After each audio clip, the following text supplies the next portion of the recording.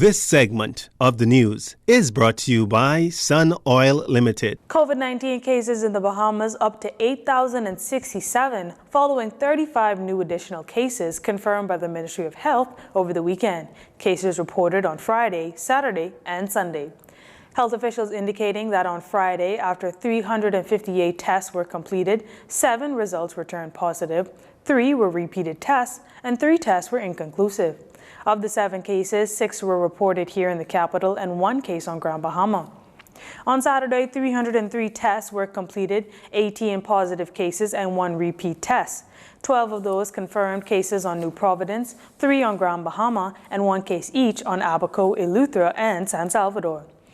On Sunday, 219 tests were completed with 10 positive cases and 1 repeat test. 9 here in the capital and 1 on Grand Bahama. Active cases in country now at 1,160, and with 150 cases reported as recovered on Friday, recoveries now tally at 6,680, as there were no reported recoveries on Saturday or Sunday. 1 case is in hospital, 1 in Doctors Hospital, 1 at South Beach Acute Care, and 6 at the Princess Margaret Hospital, and 6 at the Sandalets Rehabilitation Center. All cases are considered moderately ill. The country's COVID death toll remains at 175, and 56,941 tests have been completed to date.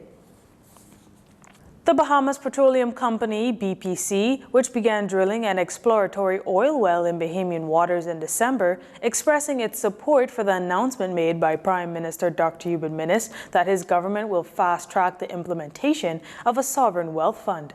This afternoon, while speaking via telephone on Love 97's radio talk show Issues of the Day with host Wendell Jones, BPC's CEO Simon Potter says the company was happy and supports the government's decision, which would be similar to sovereign wealth funds established in other countries that could benefit generations of Bahamians.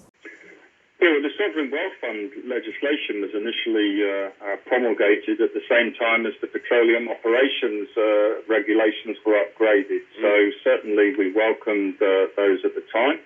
And the Prime Minister himself has made comments last week with respect to implementing that Sovereign Wealth Fund. So to the extent that our exploration is successful, and a development of that commercial oil resource takes place, and revenues are generated and surplus is generated, then absolutely, yes. I mean, we would be very encouraged that the Bahamian people could benefit from payments that would find their way into the Sovereign Wealth Fund, of course.